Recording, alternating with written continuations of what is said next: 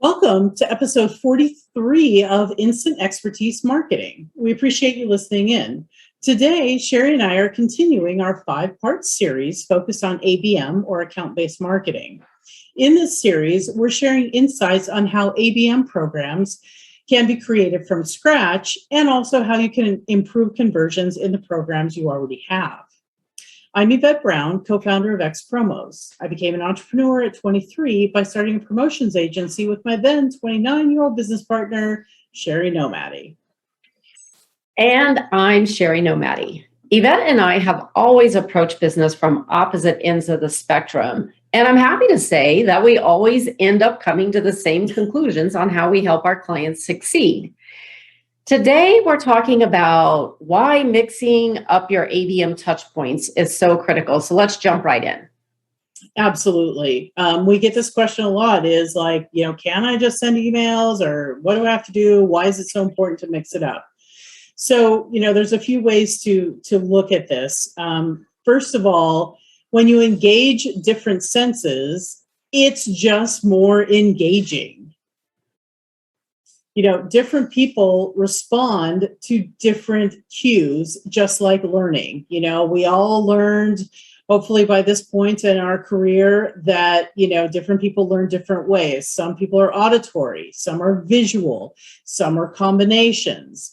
When you think about that and you're trying to engage with a prospect, you have to recognize that they're going to respond to different potential ways of communicating. And, let's just talk about some of the different touch points that you can have for your prospects. I mean, that can be everything from email, it can be direct mail, you could even leave a voicemail. You can do some LinkedIn messaging. Of course, there's social media. You've got in-product messaging. You can do retargeted ads. I mean, the list goes on and on and on. We're not talking about doing national advertising or PR or things like that. These are just the some of the available touch points out there for your messaging. And that's absolutely true, Shari. What we advise our clients to do is always to look at their existing ecosystem. How are they currently talking to clients and or prospects? What tools do they have at their disposal that they can tap into? In some cases, it's SMS, it's text messaging. Okay, if that's available, go for it. You just want to use all of the ways that you can, and then think about the different ways that you get messages and, from the outside world. And those are the things you want to potentially tap into.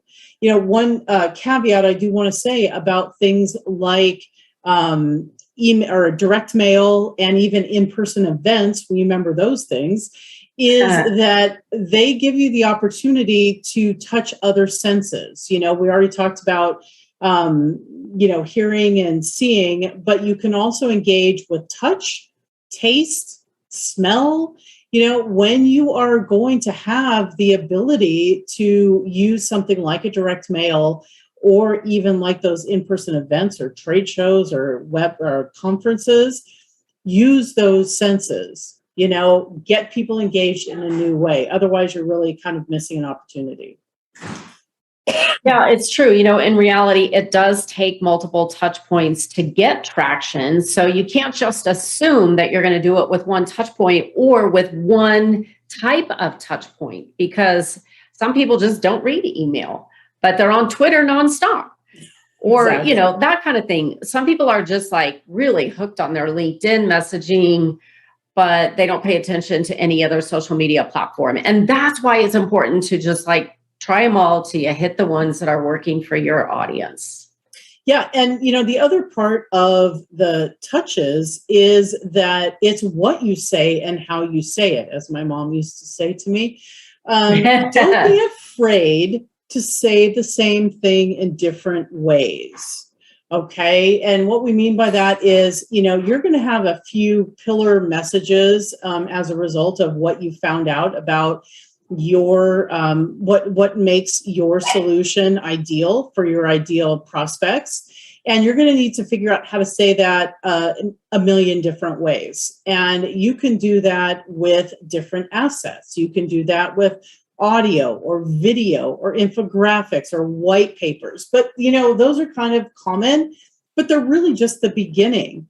Where we have success with clients is to also think about relatable metaphors. Okay. How can you get that pain point that you're helping? How can you get that across, metaphorically? When you can do that and put it in these simpler terms, a lot of times that can help resonate with a prospect.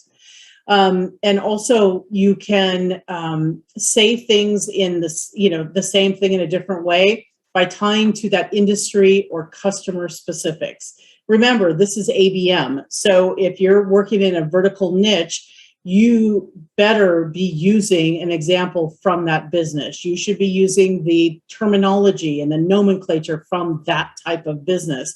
That's how it makes and resonates with your prospect. Definitely. When we are building and helping our clients build their ABM programs, we are specifically thinking about the senses and how we can drive engagement through those different kinds of touch points that we've been talking about. And so in reality, it does take multiple touch points so that you can get traction that you're looking for. So you can't just assume that only the touches with action were successful. You're building on that and you're building trust with these people.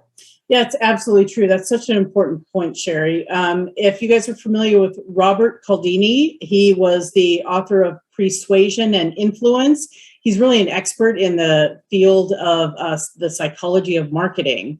And he often references this research study that showed that individuals who were shown banner ads as much as 20 times while they were reading online content were more favorable to the content they were reading, even though they didn't remember seeing those banner ads. I mean, literally, they did a study and they went through it 20 times. Nobody remembered seeing the banner ads, but yet they were more favorable about the content. The point here is that, there's things happening subconsciously that we can't yet track. So don't throw out some of those touch points where you didn't get the engagement that you thought, because sometimes people just flash by something and they move on, but that doesn't mean it didn't make an impact. Absolutely true, Yvette. And guys, that's it. If you'd like to learn more about ABM, you can visit our microsite at abm.xpromos.com. Thanks for listening. Yeah, make sure you come back to hear more about our ABM marketing insights, as we will be continuing this series.